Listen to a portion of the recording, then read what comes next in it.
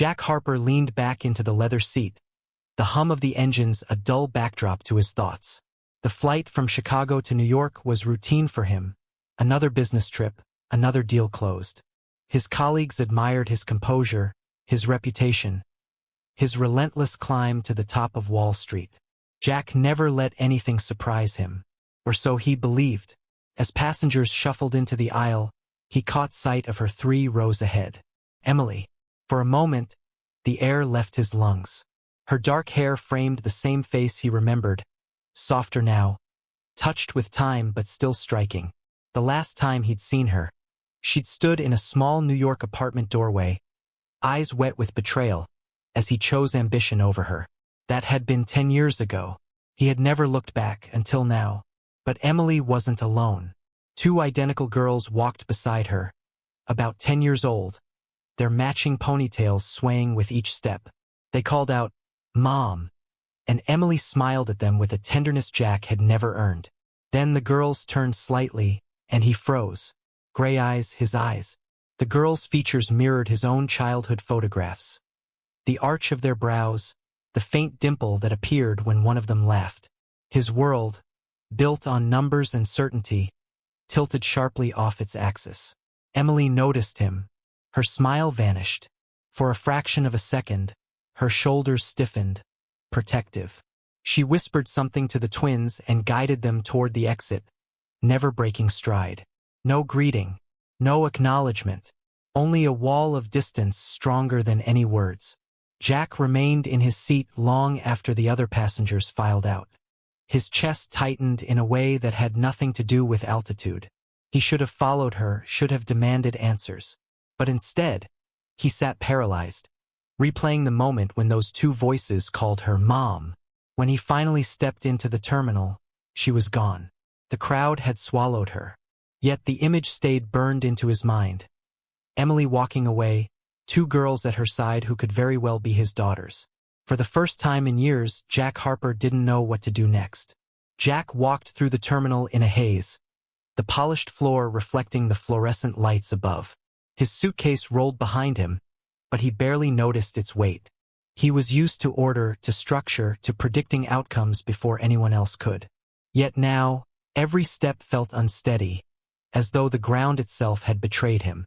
Emily, after all these years, and the girls, their faces wouldn't leave his mind, like mirrors he hadn't asked for, but couldn't look away from. They had to be 10. The timeline fit with painful precision. He remembered that night he left her. Emily begging him to stay, to believe that love mattered more than the next deal. He had walked away without hesitation, convinced that success was the only legacy worth leaving behind. But now, what if he had left more than Emily behind?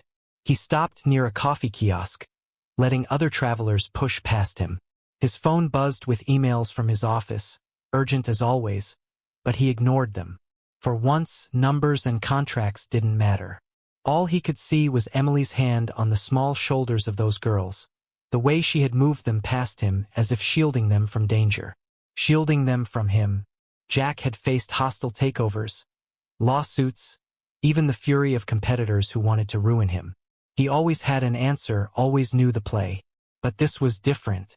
He had no script, no strategy. Just questions that grew heavier with each passing second. Were they his daughters? Why hadn't she told him? Why now, after 10 years, did fate throw them onto the same flight? He wanted to chase her, to demand the truth. But the idea of confronting Emily in front of the girls felt reckless, almost cruel. He could still see the way her expression hardened the instant their eyes met. An unspoken warning. Don't you dare. So he let her go. Hours later, back in his Manhattan penthouse, Jack stood at the window overlooking the city. The skyline glittered with the proof of everything he had built. Skyscrapers, funds, influence. Yet the reflection in the glass showed a man unsettled, haunted. For the first time, he questioned what all of it was worth. He poured himself a drink but barely touched it. His mind kept circling back to Emily's silence, to the unmistakable resemblance in those girls' eyes. His empire felt meaningless compared to the possibility of 2 children he had never met. Children who might be his. Sleep never came. Instead, as dawn crept across the city, Jack sat at his desk and opened his laptop.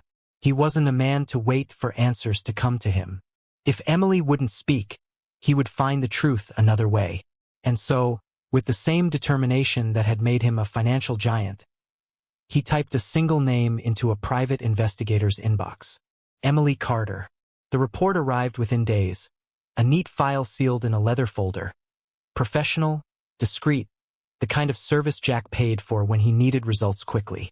Normally, such documents carried financial data, background checks on rivals, or profiles of potential partners. This one was different. Jack opened it late at night, the city quiet around him, save for the hum of traffic far below. He braced himself as though the words might strike harder than any market crash. Emily Carter. Age 36. Occupation, art teacher. Location, Portland, Maine. He stared at the details as if they belonged to someone else. Portland. Of all places, she had chosen a quiet harbor town, a world away from Manhattan's relentless pace.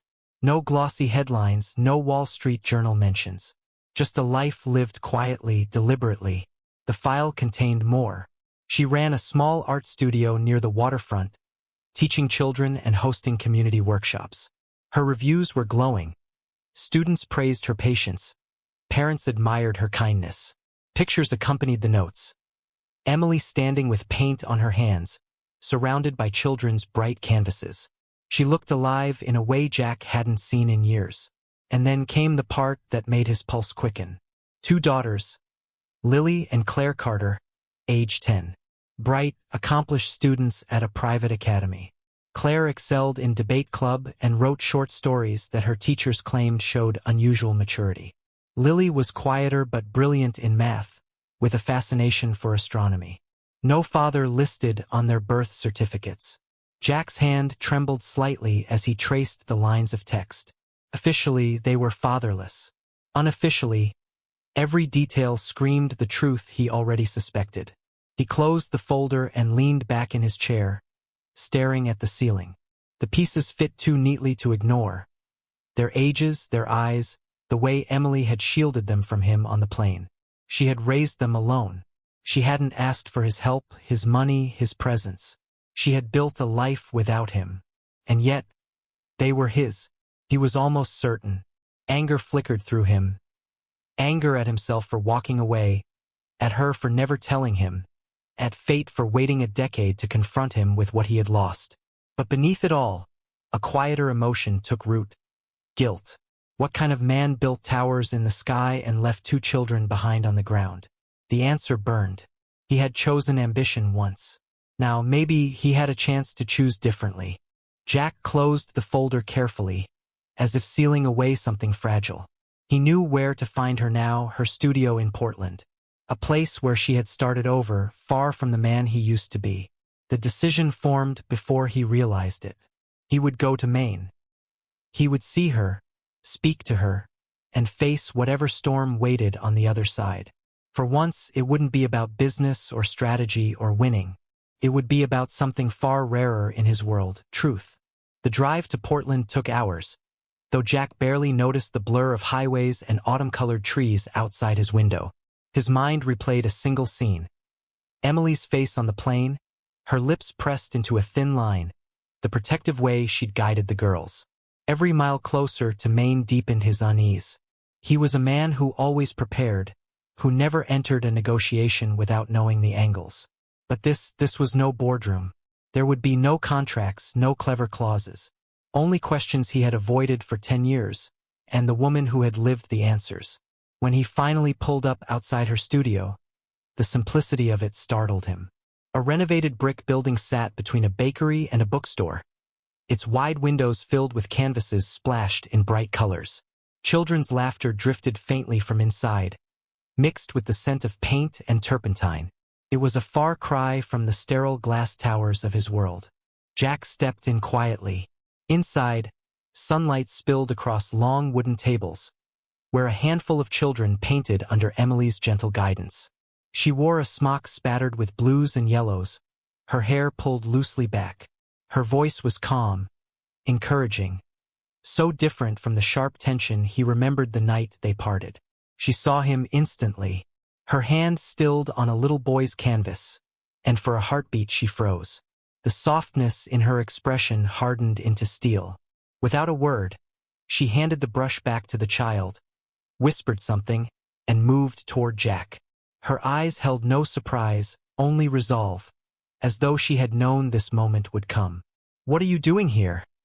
she asked, her voice low but edged. Jack drew a steadying breath.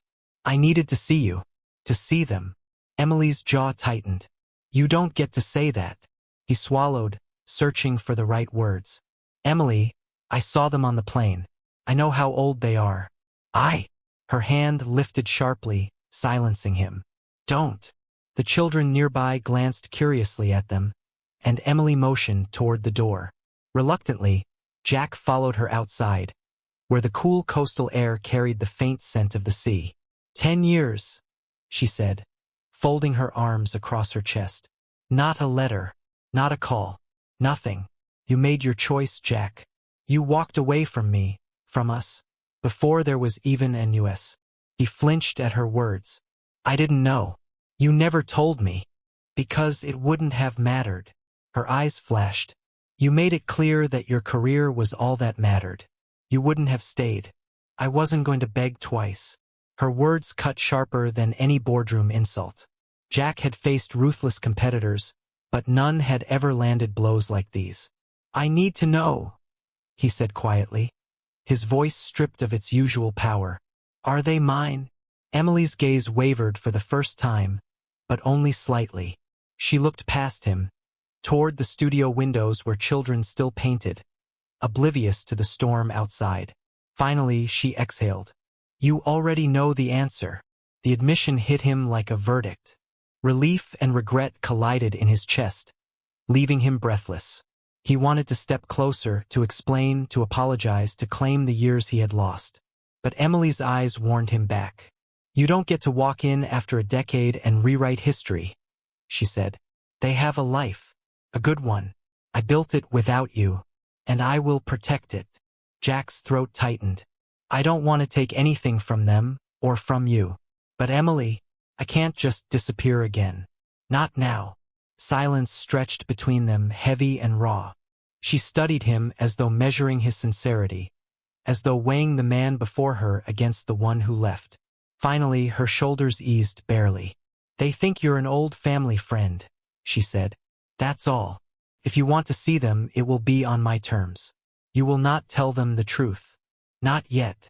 Jack nodded slowly, though the condition cut deep. "And if I agree?" Her eyes softened, though wariness lingered. "Then we'll see how long you stay." For the first time in years, Jack felt stripped of control. He wasn't the powerful financier who dictated outcomes. He was simply a man at the mercy of the woman he had once loved, and the two lives who might never call him father. As he walked away from the studio, her final words echoed in his mind. "We'll see how long you stay." And for the first time in a decade, Jack knew that staying was the only choice left to him. The cafe Emily chose was small and warm, tucked into the corner of a cobblestone street not far from the harbor. Its windows fogged slightly from the late autumn chill, glowing with the golden light of hanging lamps. Jack arrived early, as though punctuality might prove his sincerity. He sat at a corner table, hands folded, rehearsing a dozen possible greetings that all seemed wrong. When the door opened, Emily stepped in first. The twins followed close behind, bundled in matching navy coats, their scarves slightly uneven, proof of a hurried morning. Claire, the bolder one, darted forward immediately, her eyes wide with curiosity as she scanned the cafe. Lily hung back, clutching Emily's sleeve, her gaze cautious, measuring. Jack rose slowly. For a moment he could only look at them, his daughters, though they didn't know it. The resemblance was undeniable. Claire's bright smile reminded him of his own rare boyhood grins. Lily's careful stillness mirrored the guarded side of himself he had carried into adulthood. Emily gave a tight nod. "Girls, this is Jack. He's an old friend of mine." Claire tilted her head, studying him with unabashed interest. "From New York?" "Yes." Jack said carefully. From a long time ago. They sat together at the table. Jack tried to ignore the thundering of his pulse as the waitress set down hot chocolate for the girls and coffee for him and Emily. He wasn't sure how to act. Whether to lean in, to speak lightly, or to remain reserved. He decided, for once, to let the twins take the lead. Claire broke the silence first. Mom said you work with money. Like a banker. Jack smiled faintly. Something like that. I help companies grow, make decisions, that sort of thing. Do you ever lose? She asked bluntly, eyes sparkling. Jack almost laughed at the unexpected question. Sometimes. But I try not to. Claire grinned, clearly satisfied. She reminded him of someone who would always ask for the rules of the game, just to see if they could be bent. Lily, however, remained silent. She sipped her drink slowly, her gray eyes, so much like his own, never leaving his face. Jack felt the weight of her observation, as if she were trying to decode a puzzle. He decided to bridge the distance carefully. What about you two? What do you like most in school? Claire launched into a lively explanation of her debate club, how she had argued that cats were better than dogs and won against the entire class. Jack listened attentively, nodding, laughing softly at her dramatic retelling. He could see her confidence blooming with every word. When he turned to Lily, she hesitated before answering. I like the stars. The stars. Jack leaned closer, his tone gentle. She nodded. At night, when it's clear, I read about constellations. Orion, Cassiopeia, Draco. Her voice grew quieter. They don't change. No matter what happens here, they stay. Something in Jack's chest tightened. He wanted to tell her he understood that need for permanence, that longing for something steady when life felt uncertain. But he bit back the words, afraid of saying too much. Instead, he simply said, That's beautiful, Lily. Maybe one day you'll show me. She blinked, surprised by his sincerity, then gave the faintest of nods. As the meal went on, Jack asked simple questions about school projects, favorite books, the soccer team Claire wanted to join. He listened more than he spoke, memorizing their voices, their laughter, even the way they interrupted each other with the ease only twins could share. When Emily finally stood to leave, Jack felt the moment slipping like sand through his fingers. He had expected indifference, perhaps even rejection. Instead, Claire looked up at her mother with an eager expression. Can we see him again? She asked. Emily froze for a second, caught off guard. Her eyes flicked to Jack, narrowing slightly, then back to her daughter. She didn't answer right away. Lily, still holding her scarf, added quietly, I wouldn't mind. Emily's lips pressed together. Jack braced himself for refusal, but after a long pause, she sighed. We'll see. It wasn't a yes, but it wasn't a no. As they left, Jack lingered in the cafe, his untouched coffee gone cold.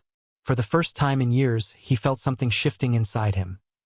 Not the thrill of victory, not the rush of a closed deal, but the fragile, terrifying hope of a man who had glimpsed the life he might still have a chance to earn.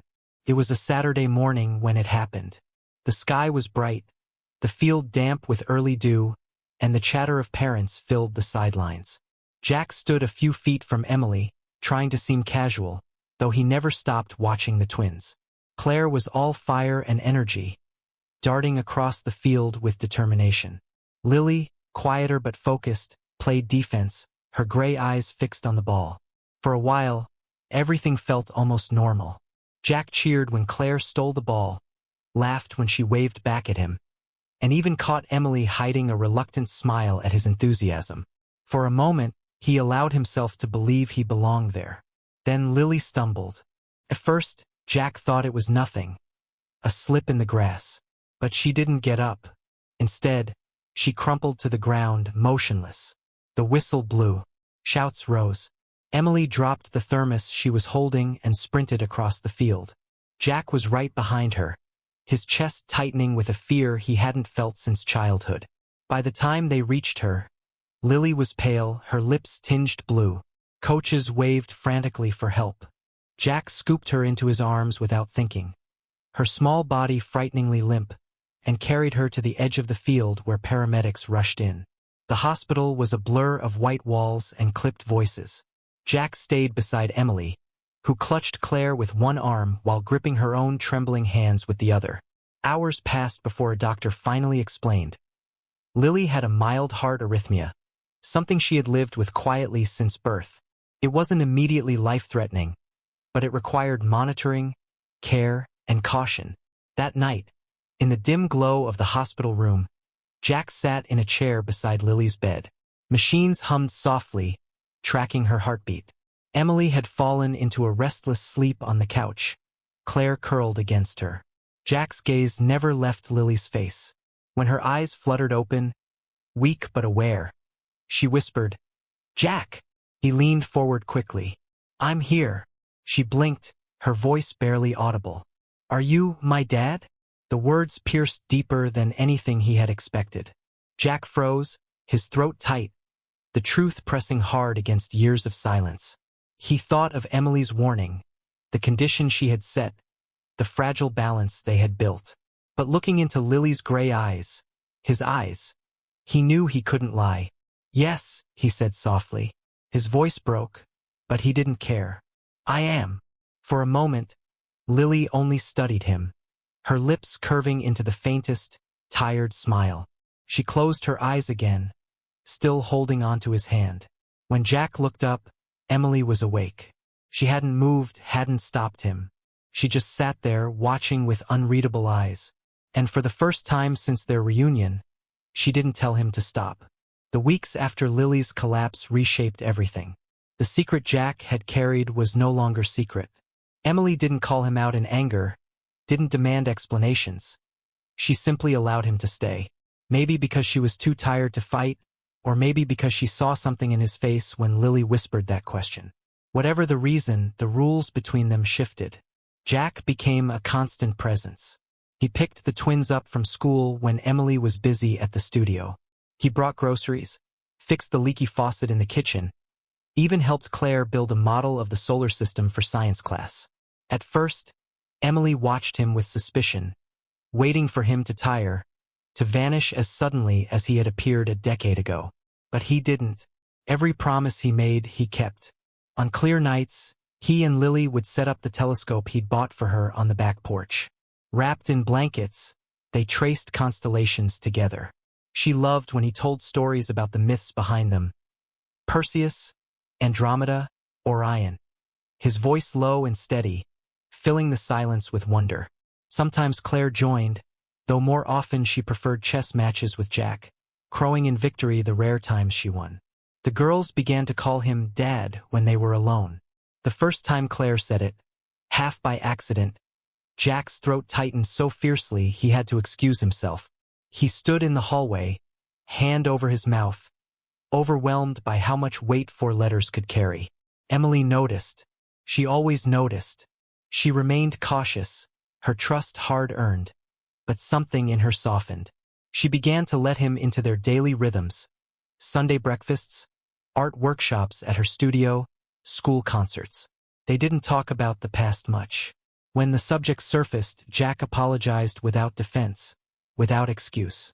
And Emily, though she didn't forgive easily, no longer pushed him away. Winter came to Portland, dressing the town in frost and silver light. The twins' recital was the highlight of the season, an event that filled the school auditorium with proud parents and flashing cameras. Jack sat in the second row, his chest swelling as the girls took the stage. Claire reading her original story with dramatic flair, Lily playing a gentle piano piece she had practiced for weeks. When the performance ended, applause thundered. The twins stepped forward, cheeks flushed, eyes bright. And then, in clear voices, they thanked their teachers, their classmates, and our dad. The words rang through the room like a bell. Jack felt the world stop. Dozens of parents turned to look, but he only saw Emily, standing near the back. Their eyes met across the crowded room. She didn't flinch, didn't look away. For the first time in years, she let him see the truth in her expression. Not anger, not distance, but the fragile beginnings of acceptance. Afterward, outside in the snow-dusted courtyard, the girls rushed to Jack, throwing their arms around him. Claire babbled about how nervous she'd been. Lily simply leaned into his side. Emily approached slowly, her coat pulled tight, her breath visible in the cold. "You stayed," she said quietly. Jack swallowed, his voice rough. "I told you I would." The silence between them was no longer sharp. It was heavy, yes, but softer now, full of possibility. For the first time, Jack realized he wasn't just showing up, he was building something. Not an empire, not a fortune, but a family. And though it terrified him more than any deal he had ever closed, it also gave him something he had never truly known: belonging. Emily glanced at the twins, then back at him. "We'll take this one step at a time." Jack nodded. "That's all I ask." Snowflakes drifted between them, melting into the glow of streetlights. The twins laughed, their voices rising into the night, and Emily's lips curved into the faintest, reluctant smile. And for the first time in a decade, Jack Harper felt whole.